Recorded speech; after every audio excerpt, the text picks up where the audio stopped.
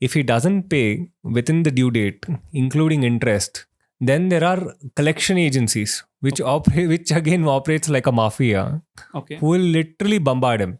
Okay. Maybe it starts with a couple of phone calls, harassing him, asking him to either pay or they're gonna subject him to social shaming. There's a specific country. Right. We're talking about China, which has been somewhere. Which has been in the forefront in terms of all these loan apps. Which has been in the forefront of these. Who have been loan apps. floating apps. Yeah. So guys, one important thing to note: normally a loan shark is essentially a bully. Correct. And he's an illegal guy who is operating outside the legal framework. And right now in the world, if you have to think of a global bully, there's only one country which fits that bill the best, and that's China. And there's real articles which you can read. RBI is worried about this, India is worried about this, and Nikhil, I mean, you can read this out. Yeah. Chinese syndicates denting Indian economy via loan apps. Yeah. Absolutely. So China aims to target. They have been floating enormous different number of apps because they have white label digital setups. Correct. Just tomorrow we can also become a lending platform. platform. Yeah. Just by giving it a brand. You have an entire setup. You have an LMS. You have a recovery process. Everything set. You can straight away kickstart the whole process. You have all the marketing channels set. Just push the links via all those channels. Bombard the links for money. And China's aim is very simple: target Indian economy and destabilize it. When you talk about all these illegal apps, most of them being Chinese owned to a certain extent. I mean, how are they able to circumvent RBI regulations so easily? Because RBI has been trying to regulate this since 2020. But what are these companies and apps doing to circumvent these issues? And then when they do end up lending, how are the ways they are recovering it, or how are they harassing the consumer? So just describe some cases which you have seen personally. Exactly. I mean, one is they're operating in dark because they are illegal. Where it's you can literally equate it to a crime syndicate wherein they operate in dark. Literally, you call it as underground. No, they're always underground. So they have white label digital setups. They just brand it, equating it to one of the loan regulated entities operating here in India. Maybe a Credit B. They call it as Credit Bay. And they start pumping it through all the channels, reaching out to people. Somebody, one is he might be in distress, or he might be desperate to get money. He doesn't care whether it's Credit B or Credit Bay. He clicks on it and gives access to all his contacts and all those information. Takes money. Then the whole rigmarole starts. Okay. If he doesn't pay within the due date, including interest, then there are collection agencies which again operates like a mafia. Okay. Who will literally bombard him. Okay. Okay. Maybe it starts with a couple of phone calls, harassing him, asking him to either pay or they're gonna subject him to social shaming. Now, what is this social shaming? One, they would have accessed his gallery. If by chance, if he has any sort of the exposed images that will get posted anywhere and everywhere, then they'll create WhatsApp groups. They'll morph his image and post those nude images and such things. Guys, socially shaming this guy. There's a small disclaimer here. Obviously, if you want to continue listening, there'll be some very sensitive stories. Right. So please keep that in mind. But I'm sharing some article photos here wherein you can see yourself. Reputed publications have spoken about this issue. Correct. Here you can see inside the deadly instant loan app scam. Exactly. That blackmails with nudes. Exactly. No, I mean, it's social. See, the similar activities or similar acts were done by loan sharks. You remember? They used to literally barge into the house, pull them out, trash in front of trash everyone. them, trash the man, trash the lady, drag the lady. You go to the pre-British era and all these things. Loan sharks have done all these activities. Now, which is done digitally, that's what I'm trying to say. Right. Before it was a physical act. Now it's not physical, it's done digitally.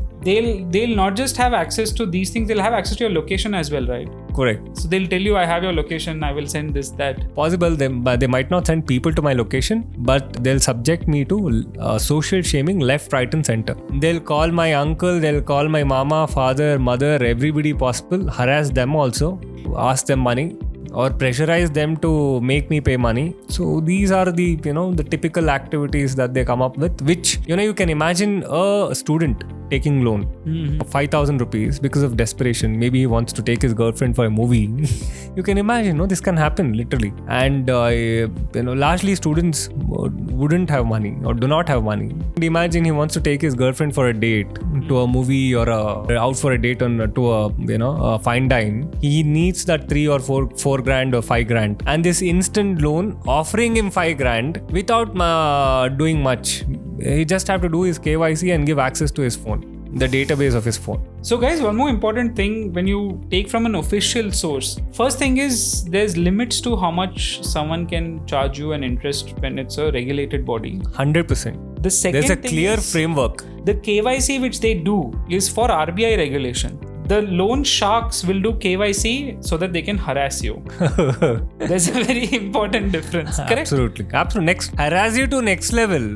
So they'll subject. You're talking about this. I mean, any specific stories or examples which you have seen or heard of from Chinese, like from a harassment perspective? I'll tell you one story which happened. This happened to one of my friend's friends. Okay. Not my direct friend. So he was telling me, in fact, what happened. They had gained access to his contact database, right? So now what they did, they created a WhatsApp group and they added his entire contact database into that group. You can imagine all his 500 people, 500 people in that group, and started posting the first messages. The so-and-so guy, whatever, the XYZ hasn't paid loan. He has defaulted to so-and-so, the loan app. He is supposed to pay so-and-so in so-and-so days. So the entire story, the numbering part was posted, okay? And he was asked to pay. Then they morphed his image. He created a nude image of him, he being nude with XYZ and all that. So they started posting those images in that group. You can imagine the kind of, social shame they subjected this guy to.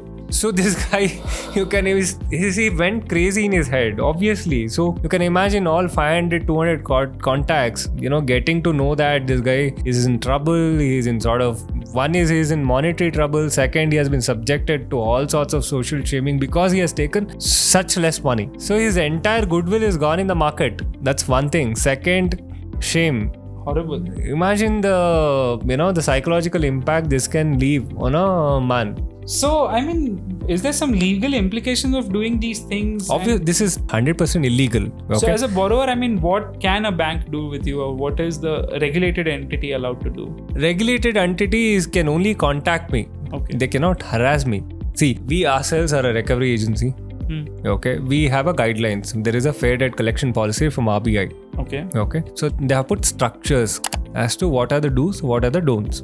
So guys, very important segment as a borrower, what rights you have, and Kenstone is a registered recovery agency, so we work with multiple banks. So he'll explain what are the guidelines and processes which are allowed. So go ahead, Nikhil. So these are typical guidelines. So one, we need to be certified by RBI. They call it as DRA certification, wherein to become a debt recovery agent, you have a certification called DRA, debt recovery agent. We need to be certified. Okay. That's one thing. Second, we need to be authorized by the bank to collect so-and-so debt from so-and-so borrower. Okay. For that, we will have an authorization letter from the bank. Okay. The borrower can question, who are you, no? Absolutely. Correct, no? He can question, who are you? And the bank, of course, has to be a registered bank. The bank needs to be registered. Obviously, bank is a bank. It is a regulated entity. Correct. Controlled by RBI. So only if they give you an authorization letter, correct, can you even approach someone? Exactly. Because I'm a third party. Right. And I have no right, if not for the fact that bank is authorizing me. I don't own that loan, no?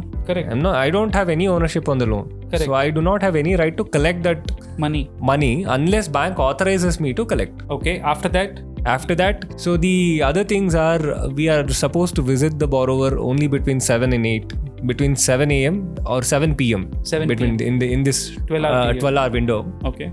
Only this. We have to speak softly. We cannot harass. Okay, we can only demand money assertively. No, not aggressively, neither submissively, because we are just demanding money. Third, we cannot verbally or physically abuse a borrower, which is illegal or criminal. It's a criminal offense. Obviously, me beating somebody is a criminal offense. Absolutely. He can go file a police complaint, register an FIR against me. If we can only demand the payment, I'm saying we can only demand the payment from the borrower only. not from his uncles and cousins, father and mother. Right. Okay. There's a lot of these guidelines, is what you're saying. Exactly. There is a clear-cut guideline. So in terms of the demanding Guys, obviously, the payment. social shaming is completely illegal. People can commit suicide, no? If I social shame. Have committed suicide. Have committed suicide.